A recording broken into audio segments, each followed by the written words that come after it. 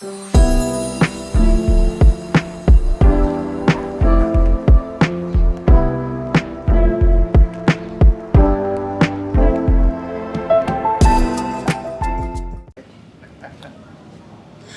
everyone, welcome to Magazine yEtU.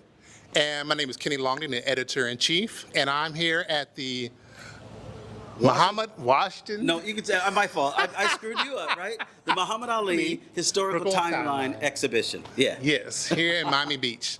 Yeah. And so I'm here with someone who helped put this together. I'm going to let him introduce himself. Hey, my name is Troy Wright, the executive director of the Washington Avenue Business Improvement District. In addition, I am the curator of this space. Okay, and what was it like putting these exhibits together? It's almost life-changing because it's something and someone who I admired growing up as a child in Seattle, Washington. And so to have the opportunity to curate something like this for such a great world leader is really overwhelming and an opportunity that few people have. So Muhammad Ali trained right here on 5th and Washington at 555 Washington Avenue. But he also, others who trained here was George Foreman and others. But if you notice, it was at that time by the 5th Street Gym by Angelo Dundee. So he trained to win the championship here, but he won the championship on 17th and Washington, so within a mile stretch. Okay, wow, that's amazing. So there's a lot of different exhibits here. Can you tell us a little bit about an overview about what is here, what a person could expect to see when they come to visit? Well, you get the real essence of who Muhammad Ali was. From the time he was Cassius Clay to changing his name, why he changed his name, what influenced him into boxing, such as the bicycle that inspired him. He ran to the police station and they told him about it, and we'll get into that. But you get everything, from him being in the Olympics, him under the water at a pool, at the Sir John Hotel in Overtown. We have boxing gloves, robes. We show the Thriller in Manila, the Rumble in the Jungle. We actually show the '64 fight where he won the title. There's a lot to see. That's amazing.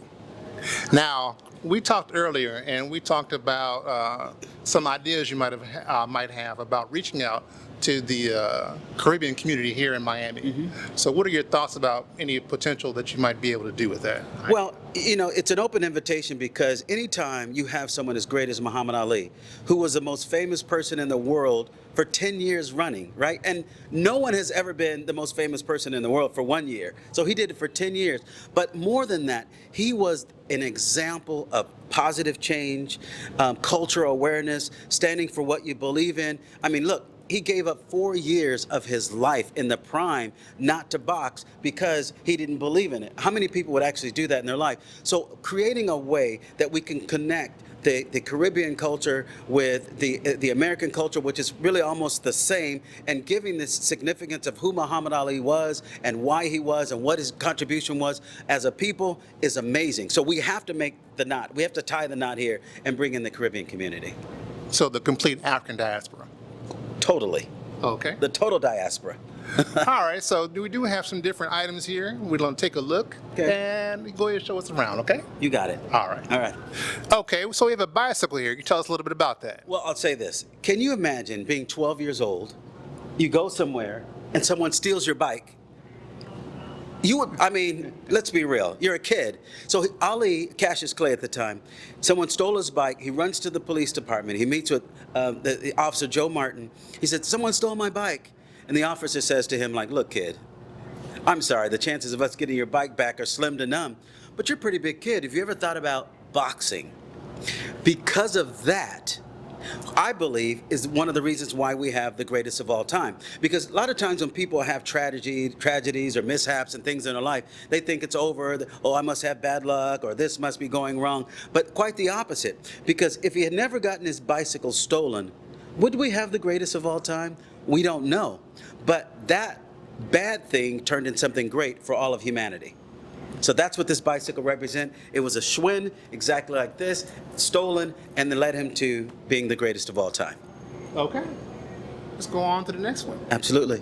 Oh, okay. So what do we have here? I see he has several pictures. Right. Well, this is one of my favorite pictures for that time period. You're going to hear me say that a lot because I love a lot of these. If you notice, this is 1960. It's the Olympics. He had just won the Olympics. Now, a lot of times you see always, the second and the third place person next to him. But in this situation, you see him standing alone. And it's significant to me because it's so strong and so powerful that he's there by himself and someone took this picture. It's one of the rare pictures that you would see. But there's a bigger story that happens after this. So he wins the Olympics. It's 1960. He comes back to America. He goes to Louisville, Kentucky. He's excited. He's a kid. But he goes into this restaurant. And I think the realization that America had a lot of issues at this time. So he walks in. He goes down to think he's a hero. And the woman says to him, you know, no blacks, no Jews, no dogs. You can't sit here. You have to go to the back. So he's so disheartened that he snatches the gold medal from his neck, walks over to the river, and throws it in the river, never to be seen before. He's outraged. So he decides to move from Louisville, Kentucky, to Overtown here in Miami. Okay. And the beauty of that is, if you look here, and this is kind of expressed forward, but 4 years later, he trains right here with Angelo Dundee at the spot, and he's celebrating by eating ice cream with Malcolm X for in honor of him winning the championship against Sonny Liston. Okay. So it's a great shot, great picture. So just from this to this in a matter of 4 years is amazing. Okay.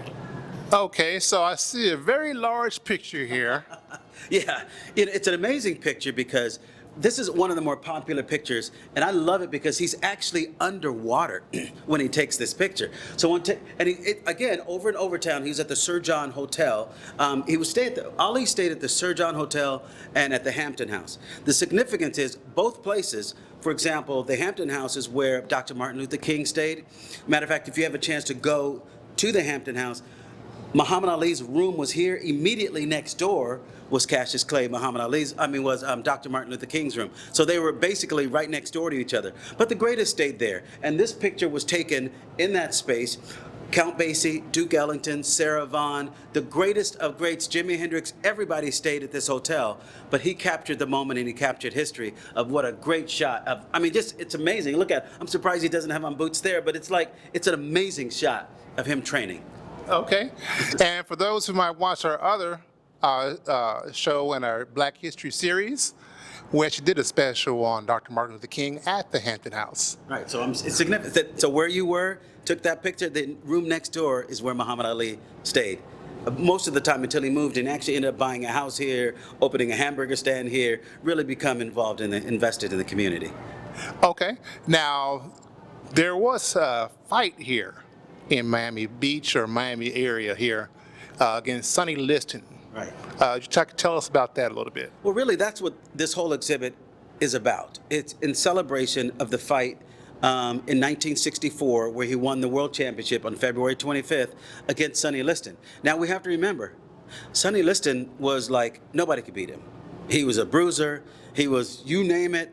He beat up everybody he saw, and I think the odds were like 7 or 8 to 1 that Ali would even last the whole round, let alone not get knocked out. And so he celebrated this because Ali upset him, and he immediately screamed and raised his arm and said, I shook up the world, and he definitely did. So he trained here on 5th and Washington, and then on 6th, he actually won the title on 17th and Washington. Okay. Yeah. That's amazing. Yeah. Let's go on to our next exhibit. All right. Okay, so I see we have a television set and some pictures here. Can you tell us about that? This is the Rumble in the Jungle. I considered it one of the greatest fights of all time. If you have a chance, you have to check out the fight. Muhammad Ali is really, and the only way I can put it is getting his butt whooped through this fight.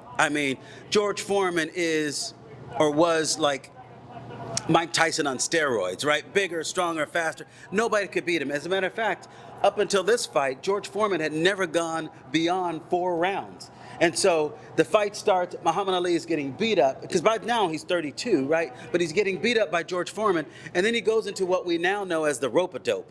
He goes in, he takes some punches, and he really tires George Foreman out. So much to the point that we have the picture series here that he gets one punch from George, he's talking to him the whole time, that he realizes that George has lost his steam. There's no more gas left. And all of a sudden, within 30 seconds of him recognizing that he had lost steam, the fight is over. So if you look here, picture there, he realizes it, punch, punch, punch, 30 seconds, the fight is over. Great fight, one of the greatest fights. And even when he's getting beat up, he's cheering, and the crowd he's taunting, the people are loving him, they cheer his greatness. So this fight was in Zaire, and both men were promised $5 million each for the fight. But Don King didn't have any money to pay for the fight, so he went and spoke to the leader of Zaire and said, "Hey, I could bring this fight to you if you give me $10 million." The guy said, "I'll give you $10 million. Are you kidding me for this fight?" So he took the $10 million, gave 5 to Muhammad Ali and 5 to George Foreman, and the rest is history. Okay. Now, you mentioned about Zaire. Okay, so that was the name of a country and the borders historic. Congo, yes. So today that is known as the area of the Congo. Right. So they have the Republic of Congo and the Democratic Republic of Congo. Now, there is a little saying that you end up hearing on this Thrill Manila when they say Boumaye Ali. Right. Do you actually remember hearing that statement? Of course. I mean, I think that gave him juice. It gave him. I think it gave him more confidence to know that he could actually win when you have a whole nation chanting your name in support of you, Okay. and chanting like, I don't know if you want to say what that means, but it like really kill him, basically beat this guy. So Boumaye is actually in the language of Lingala, and it does mean kill him. Absolutely. I didn't want to go that far, but since you're the master of all of this, then. But that's what it means, and it's appropriate. I mean, the people are like, just get him, kill him. Yeah. And there were some things that happened before the fight that kind of set the people off, and that really set Muhammad Ali more as a favorite, like when George showed up with German Shepherd dogs, and it brought back some tragic memories of slavery and all this other things. And so by then, the people of Congo were like, we're for Muhammad Ali. Get him. Okay, let's go on to the next exhibit. All right. Okay. So I see a pair of boots here. What are these boots all about? Well, I think this is probably, everyone has a differentiator in some things that they do in their workout regimen. These were the differentiators. So while he lived at the Hampton House, lived in Miami, he would run across the bridge to this site every day in steel-toed boots. How far is that? It's at least 3 or 4 miles, a minimum. That's how he got to work every day. Now, let's be real. Most people can't last 1 or 2 blocks in steel-toed boots, but that was a part of his regimen. Up until the time he retired, that's what he did. He would run in steel-toed boots. So he would run here and run back there. So it's amazing that, and I don't think anyone else I don't even know why and how he thought of it at the time. He did interviews in Miami, or at times he would still show up in the steel-toed boots. He wouldn't put on the nice dressy suits. He would still walk around in these because he knew he needed the stamina for later fights. So these are very significant in his ability to win the world title. Okay. Steel-toe boots, everyone. Try it. Let's check out the next exhibit. All right. Okay. I see something here. It looks kind of like an entertainment center, living room area. Well, it's funny because we wanted to kind of give the feeling of what it was like during this fight in 1974, right? So it's sort of a living room. The cabinet is like a living room of the records. We even have, some of you have no clue what these are, but they are VHS tapes that people used to show back then. They plugged a little VHS system there. And I think what is significant too is, if you look at this is the actual handprint of Muhammad Ali. Now he's 6'3", 220 pounds. But if you look, my hands were you could look, my hands were almost the same size. Not that big as you would think of a world champion boxer, right? Right. So it's amazing. So when people come by, they can go, wait a minute, his hands are big, but not as big as we anticipated. So this area is really all about Joe Frazier and Muhammad Ali. Now, he had 3 different fights against Joe Frazier. All of them were equally amazing. And so this whole area here is a tribute to his greatness. The picture in the background, you can see them looking at each other. It's kind of like, hey, we're here. We're going to make this happen. So they became great friends later in life. They were friends early, but even better friends as they got older. But they helped set the stage for everything boxing. I believe if it were not for the Joe Frazier fights, that people like Mayweather would never receive the kind of purse that they receive today for winning boxing matches, because this is when they really started demanding more money, because it was so outrageous. So many people wanted to see the fights. As a matter of fact, between these fights, Joe Frazier and George Foreman, it was the first time that fights were ever shown worldwide on the telecast. Wow. So they set the tone for future telecasts worldwide, not just in boxing, but in entertainment. Okay. Yeah. So basically, pioneers in all sports. Absolutely. Pioneers across the board, not just by humanitarian efforts, but in entertainment and every level of entertainment. Okay, speaking of entertainment, historically, Muhammad Ali was quite a poet. Yeah, yes, that's where we get float like a butterfly, sting like a bee. That's why they call me Muhammad Ali. I love it. I mean, anybody, I mean, who's into boxing, all I had to say was float like a butterfly. You would have, people know the rest, you know. And one of my other favorite, I have to get it verbatim. He said, I'm so fast that last night in my hotel, by the time I hit the light switch, I was in bed before it got dark. Amazing. Yes. He was a poet, a humanitarian, great person who cared about people. He cared about black people. He cared about all people. He cared about culture, but he had pride for who he was. Now, speaking of pride, there was a point in time where he stopped boxing during his prime. Yeah. And that had to do with, if memory serves me correctly, the draft. Right. You know, he had the feeling like, and I'll quote him verbatim, the Viet Cong never did anything to me. And that's what he said. So the American government wanted him to go to war, and he refused to go to war because he didn't believe in war, A, and because of the atrocities that were happening in America against black people at the time, it did not make sense. Remember, we go back, not too long before then, he was told that he couldn't come in a restaurant. They couldn't eat. He couldn't do this. There was a colored fountain and a white, black fountain. And all of a sudden, you want me to go fight for you? He says, no, I'm not going to do it. So unlike any other athlete in history, even to this day, he gave up 4 years of his prime of his life, not to box, just to stand for what he believes. And that's pretty amazing. And he had the full support of his church. The Muslim community supported him. The black community supported him. But he stood for what he believes, and that's honorable by any means. I don't know what athletes today would do that. I really don't. Okay. Yeah. All right, let's go on to our next exhibit. All right. All right, so I see that we have a commemorative boxing glove, Yes, and we have some photos. Can you tell me what those are all about? Well, first off, this is not just any boxing glove. It's my boxing glove. Okay.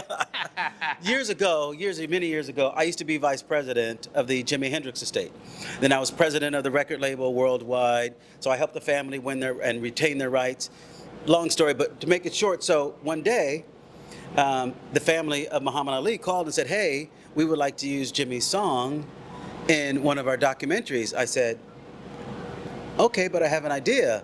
I'll give you a serious discount if you send me a glove signed by your father. They said, okay. A couple of days later, boom, I get this in the mail. So this is more personal to me. It's fading, but it doesn't matter because I know what it is and I know where it came from. So it's really a part of my heart. But what we have in the background are a series of incredible pictures. Everyone knows that he loved entertainment. He loved singing. As a matter of fact, he tried to do a record himself. He did do a record with Sam Cooke and some others, Stand By Me. He actually recorded. But we show here in the background with everybody from Bob Dylan, the Jackson 5 with Michael Jackson, the Motown with him trying to sing with Stevie Wonder, Sam Cooke, James Brown, Aretha Franklin, Elvis Presley. There's a plethora of famous artists. Now, we change these pictures out all of the time because we have so many interactions with him and other artists. And on the other side, again, more pictures we change out. We have them with dignitaries. In this case, we have with Jimmy Carter, Nelson Mandela, Dr. King, President Ronald Reagan, and others that were very influential as a part of his journey and in his life. So we cover the gamut, like I said in the beginning, the pictures, the life, the history, the nostalgia, and his humanity. Okay, sounds perfect. Yeah. Let's move on to the next exhibit. All right. Okay, so now we look like we're at a history wall here. Yes. This is a great contribution and collaboration with History Miami Museum and the Smithsonian. So the collection of pictures that you see all around us, some of these pictures have never been seen before. So they brought them out of their storage and they put them in chronological order. But they're not just fight pictures. They're pictures of maybe him getting in the ring, him in the crowd, him chanting to the crowd and celebrating with the crowd. And then there are, of course, the other pictures. But then some of the great people that were a part of the fight themselves, people like Ed Sullivan. You know, the great Ed Sullivan and other actors and performers that were there. So this is pretty amazing. And this is one of the rare pictures of him with his father. I mean, of his father in the audience with his mother. So we cover everything for that fight in 1964 on February 25th. And so this is the whole picture layout of what you see as the exhibit. It's pretty incredible, and it's very impressive because you won't find it anywhere else in the world. Okay, sounds great. Yeah. Well, sir, I really appreciate your time today and sharing everything with us. As an overview, how can people reach out and donate to your cause? The donation is key for us, and it's not necessarily for us, but the proceeds from this exhibit go to Parkinson's. As most of you know, the latter years of Muhammad Ali's life, he suffered from Parkinson's. And so what we want to do is help as much as possible to contribute to maybe find a cure for Parkinson's. There are others who have it, such as Michael J. Fox and others, but we want to do our part as much as we can. And the best way to do that is reach out to us. We're the Washington Avenue Business Improvement District, and our website is washavmb, like Miami Beach.com. You can pull us up. Reach out to me directly. My name is Troy Wright. I am the executive director, and we'd be more than happy to see you. That's a good way to do it. Just come to Miami Beach, come to 555 Washington Avenue, and check out this amazing exhibit. Give us a donation. We have auction items that are here that you can take home with you, just to take home a piece of history. And what are the open hours for this exhibit? Each day, 7 days a week, from 12 o'clock to 8 o'clock p.m., we're open. Okay. Yeah. And so would you'd actually be able to see it on social media as well? Yeah, we're on the Miami Beach Wave. Miami Beach Wave on Instagram. That'll connect you all the way through to our Facebook and what other elements. We do show pictures of people that will come through. Like we've had, like a moment ago, we had one of the largest sports agents in the world stop through because he's a Muhammad Ali fan. He wants to bring his father. We've had entertainers come through. It's just, and it's funny because I've never seen a place where you have world famous people that come through that treat this as if it's a sanctuary. And they're here, they're like, well, I really don't want any pictures. But any other place they want pictures because they want to absorb the moment. It's bigger than them. It's bigger than just taking a picture and say, hi, I was here. Because in a lot of ways, Muhammad Ali was so inspiring to them, it helped them get to where they are. So this is a place to come visit. Hopefully we'll be open through the summer. But stay tuned. Check us out on Instagram, and our website will let you know exactly, or reach out to you and find out more information. Okay, sounds great. Thank you, sir. No, thank you for an incredible interview. You do a great job. Thank you. All right.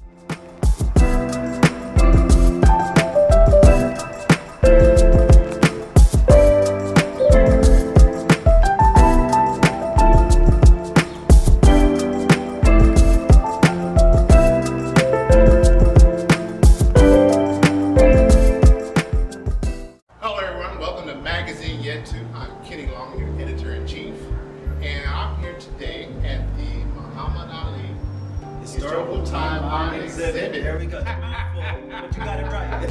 Thank you. So